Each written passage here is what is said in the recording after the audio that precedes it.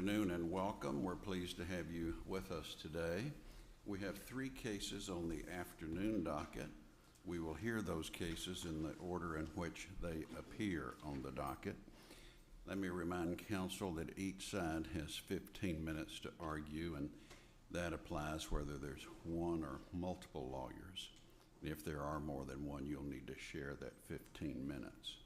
The appellant does have the right to reserve up to 5 minutes for rebuttal. So when you come to the podium, after you've introduced yourself, please let us know how many minutes you wish to reserve for rebuttal, and we'll program the clock accordingly.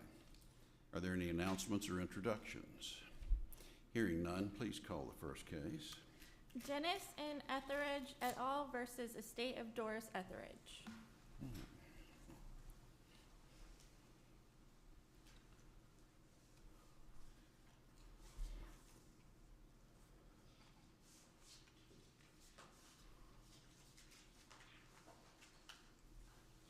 Good afternoon. Good afternoon. Charles Michaels, on behalf of the appellants, I'd like to reserve 5 minutes for rebuttal. 5 minutes, yes, sir. All right. I represent the appellants, the children of Nathan Etheredge. The issue in this case is whether a 1989 agreement entered into between Nathan Etheredge and his spouse, Doris Etheredge, controls the disposition of Nathan Etheredge's estate. This court previously affirmed in part the trial court's ruling that the 1989 agreement controlled, remanding the case to determine whether Doris Etheredge entered into the agreement knowledgeably. However, that issue wasn't resolved on remand. Instead, appellees argued that since Doris passed away during the litigation and appellants never filed a claim against Doris's estate, that the trial court lacked subject matter jurisdiction for failure to revive. The trial court agreed, and despite finding that it lacked subject matter jurisdiction, dismissed appellant's complaint with prejudice. Appellants submit that first, the trial court erred in determining that reviver applies to this case, and second, that even if reviver applied, then it granted the wrong remedy to Doris's estate. And while there are a number of issues raised in this appeal, this court's focus should be on whether appellant's cause of action to determine whether Nathan Etheredge's will was sufficient to revoke the 1989 agreement is a cause of action against Doris Etheredge for monetary relief. Appellants obviously submit that is not a claim for monetary relief against Doris Etheredge. Say that again now. Why is that not a claim for monetary relief? The claim was whether Nathan Etheredge's 2015 will revoked the 1989 agreement, and during Doris Etheredge's lifetime, if the 1989 agreement was valid, she was entitled to all the money. The appellants were not entitled to anything until Doris Etheredge passed away. Therefore, because she was alive when the suit was filed, there was no claim for monetary relief because none could have been granted had she lived to the end of the suit. Okay. All right, thank you. And that gets into the reviver statute, which states that a cause of action pending against a person needs to be revived against the personal representative and then filed as a claim against the estate, just as any other claim. In construing that statute in Wright v. Universal Tire in 1978, this court stated that the statute refers to debts or demands which could have been enforced by personal actions for the recovery of money upon which only a money judgment could have been rendered. And this goes back to a 1947 Tennessee Supreme Court case, Collins v. Ruffner, which in construing the statute ruled that the Act of 1939, which consists of the current claim statute and the current reviver statute, only applies to creditors of the decedent. Again, here, appellant's action doesn't seek any monetary relief. They aren't creditors or they were not potential creditors when the action was filed, because had they prevailed while Doris was living, they wouldn't have been entitled to monetary relief. And the case is relied upon by appellees in the trial court for the proposition that Reviver barred appellant's suit. Each claim was brought for accrued monetary damages against the defendant prior to the defendant's death, meaning in each case, money was already owed when the suit was filed while the defendant was alive. For example, in Windsor Hosiery Mills versus Heron, the plaintiff sued Heron during his life to recover money for a breach of contract. Heron passed away during the suit, the plaintiff failed to revive, and the court dismissed it for a lack of subject matter jurisdiction. A similar situation occurred in Wunderlich v. Fortas, where the plaintiff and another party had agreed for the other party to convey all of his property to the plaintiff. Instead of doing that, the other party conveyed the Camelot Manor apartments to his mother, and then the plaintiff sued the mother, Pauline Fortas, for rents and profits for the time period where she had the property. Again, she died during the suit. He failed to revive, and the court dismissed it for lack of subject matter jurisdiction. Again, in that case, Pauline Fortas had already made the money that she was being sued for prior to her death. And then the other case that was relied upon was Mid-South Pavers v. Arnco, which again was a subcontractor sued the owners of an apartment complex after the contractor failed to pay the subcontractor's work. Then one of the owners died during the suit, and again, there was no reviver, so the court dismissed the case as to that owner for failure to revive. Clearly, in each of those cases, there was already a breach of contract, there was already monetary damages owed, and that's just not on par with this case. There had not been any. Do the cases distinguish it based upon monetary damages being owed or whether it was a tort action? I don't have my notes in front of me, but for some reason I recall reading a comment or an advisory matter under the statute that distinguished tort actions. Yes, the statute just refers to any pending action. Patton v. Batchelor, I think is how you pronounce it, from 1983, for example, distinguished between tort cases and all other cases, saying that you're not a creditor if you're a tort claimant until you have a judgment. And a similar principle applies here, because you can't be a creditor of someone if your complaint, if you prevail, you don't obtain monetary damages. But a breach of contract action is not a tort claim. Correct. And a breach of contract action could or could not seek monetary damages. Correct. And then going back to the actual claim in this case, it was whether Nathan Etheredge's 2015 will was sufficient to revoke the 1989 agreement, not whether anything Doris Etheredge did was in violation of the 1989 agreement. The only relief that could have been granted against Doris Etheredge had plaintiffs prevailed before she passed away was that appellants had asked for an accounting of her assets to make sure nothing was transferred in violation of the agreement. And that also gets into the Wright v. Wright case, wherein this court held that an action for a breach of contract to make a will doesn't exist until after the death of the testator, because up until death, they can change their will. There are certain circumstances where that rule wouldn't apply,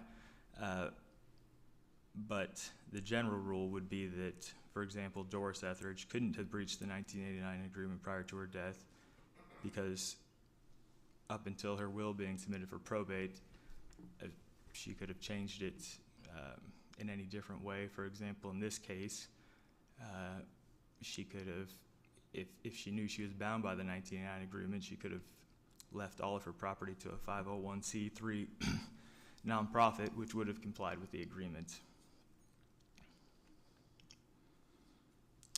And in Wright, for example, there actually were prior suits on the contract to make a will prior to the testator's death, but those causes of action were for inter vivos breaches of the contract by the testator by way of transfers of property in violation of the agreement.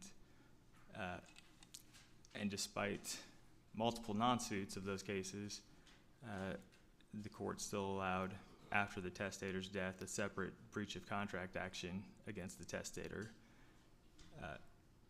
And again, that's what appellant's position is here, is that the breach of contract action against Doris Etheredge didn't exist until she passed away, and therefore the complaint that's at the heart of this appeal can't be a breach of contract action against Doris Etheredge.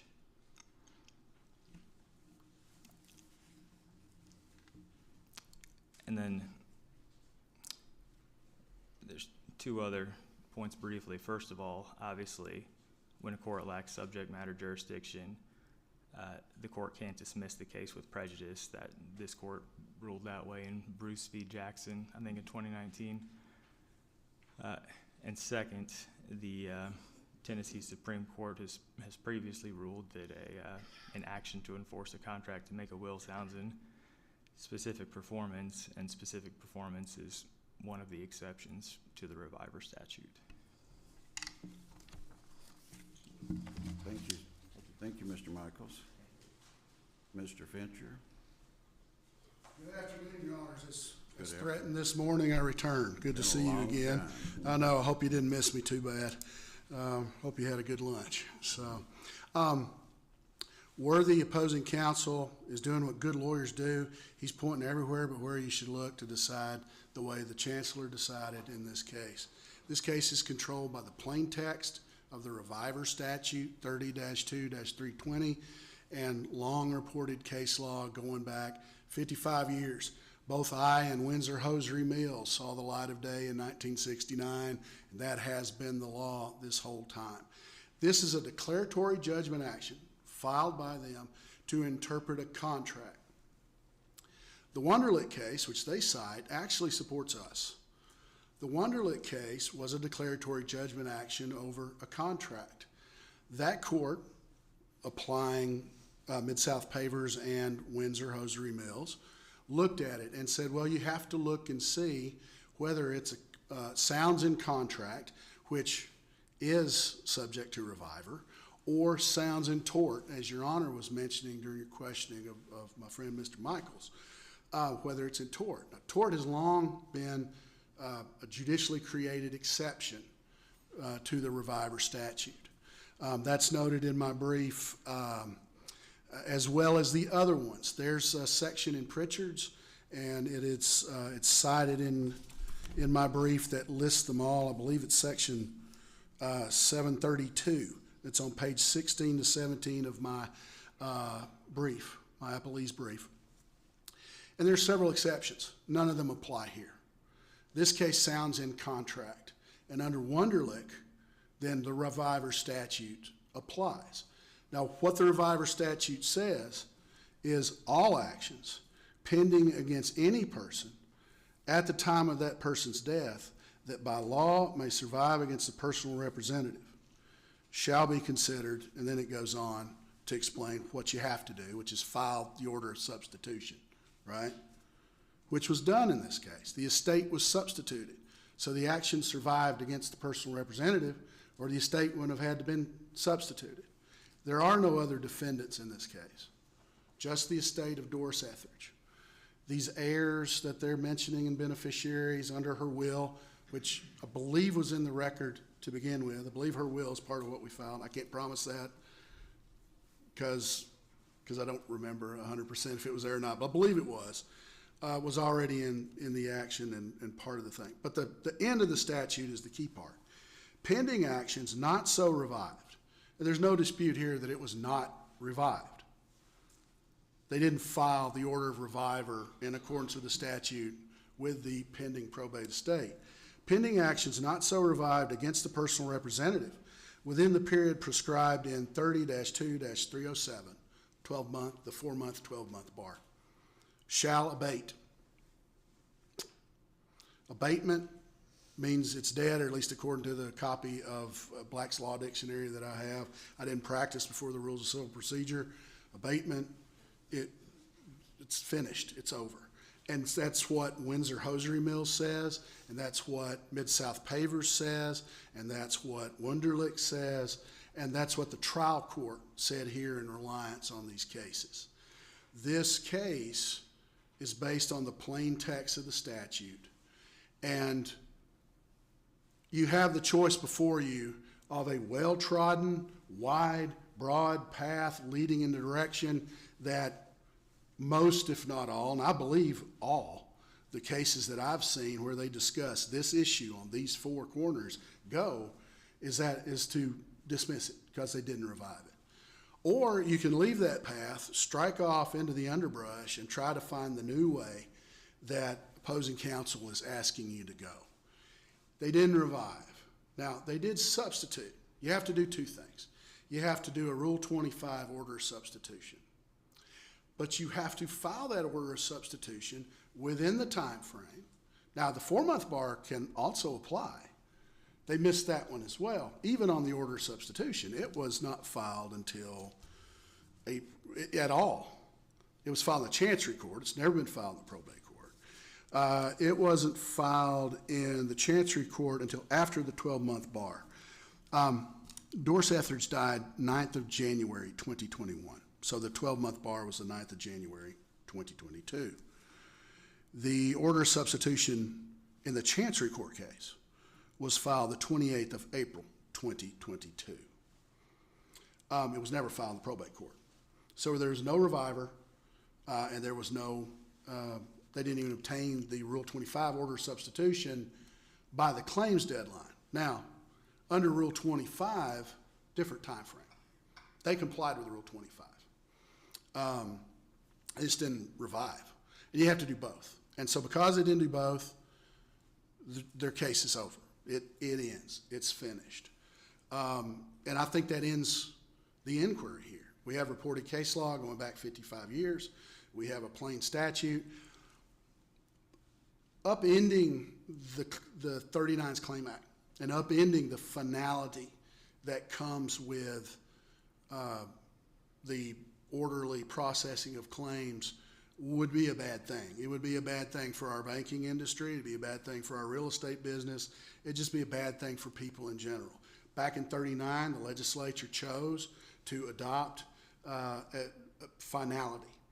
And they've moved that time bar some over the years. It was 6 months at one time. It was 9 months at one time. Now it's 12 months.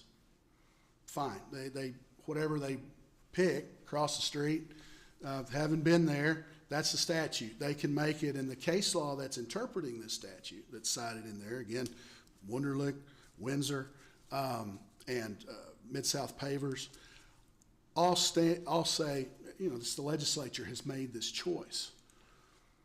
A state of trig, a case that we had years ago, and I ended up on the wrong end of it, both here and in front of the Supreme Court. But the estate of trig discusses the 1939's Claim Act in some detail.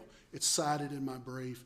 And basically, the legislature was trying to bring quicker finality. Before that, you had 7 years to file suit against personal representatives. Well, you've got a year. You've got to get it done and get it processed. Now, with reviver, it's a little bit different. It's cases that are pending.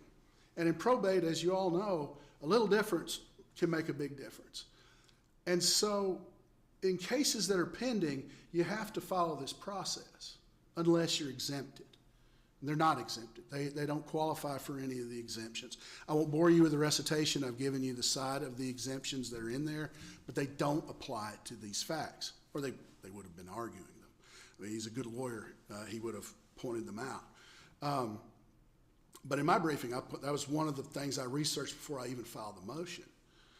And so this issue is and has been one of the complexities of probate court jurisdiction in Tennessee. Highly complex, highly specific, and highly specialized.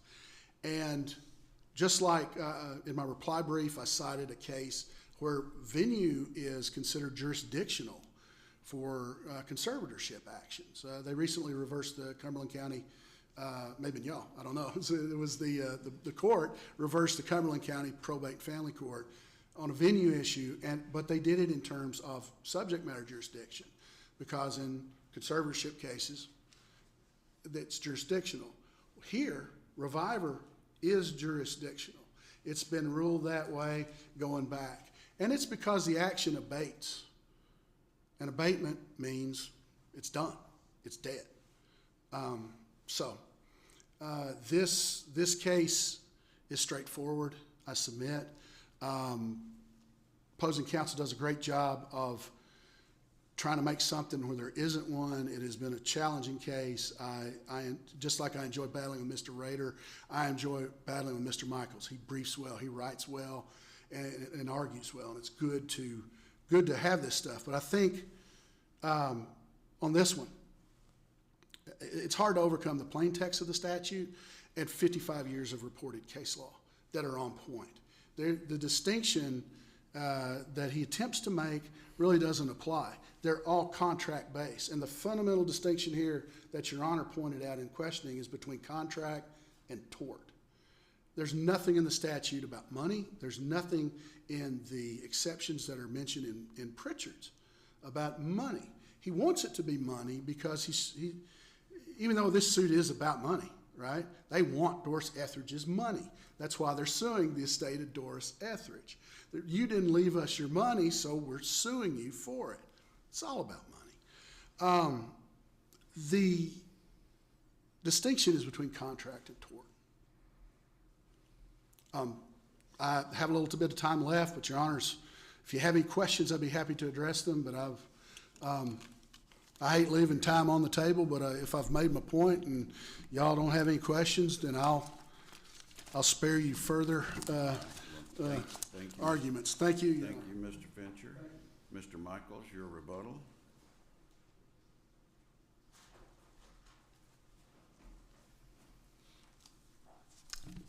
Thank you. I guess the key point here is what exactly does the claim statute govern? And it governs the claims of creditors. And then when you look at appellant's lawsuit in this case, it's not a suit that's being brought as a creditor of Doris Etheredge. It's a suit that was brought to determine whether Nathan Etheredge's 2015 will was sufficient to revoke the 1989 agreement. It didn't request monetary relief from Doris Etheredge. There are two other suits, a will contest and a specific performance action against Doris Etheredge's heirs, that do seek monetary relief because those are the proper ways to do it. It would have been entirely improper and inappropriate for appellants to have requested monetary relief at the outset of this case because they quite simply were not entitled to it. It would be unfathomable to me for the rule to be that if you cannot seek monetary relief when you file a claim, that if someone then dies during the suit, your suit becomes a claim for monetary relief. I can't wrap my head around that conceptually. Going to, for example, the conservatorship statute, when we talk about probate and whatnot, 34.3.101 actually expressly makes venue jurisdictional. That's not the case with the creditor statutes. And then everything gets complicated by the 2013 Estate of Brown decision, which goes and says that TCA 30-2-307 isn't jurisdictional. It's a statute of limitations. Of course, it doesn't expressly overrule any prior case law, but it's impossible to square that decision, which 30-2-307 comes from the Act of 1939, with, for example, Alamo Development Company v. Thomas, which states that the Act of 1939 is jurisdictional, the statute of limitations in it. And that's where the Windsor decision comes from, that the trial court relied upon in saying there was no subject matter jurisdiction. Windsor relies upon Alamo's statement that the Act of 1939 is jurisdictional. Again, that's completely incompatible with the 2013 Supreme Court decision that says the Act of 1939, the statute of limitations, is not jurisdictional.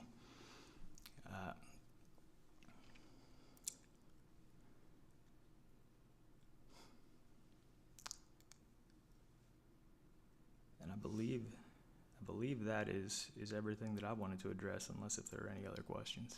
All right. Seeing none, thank you, Mr. Michaels, and Thank Mr. Fincher for your arguments. We will take your case under advisement.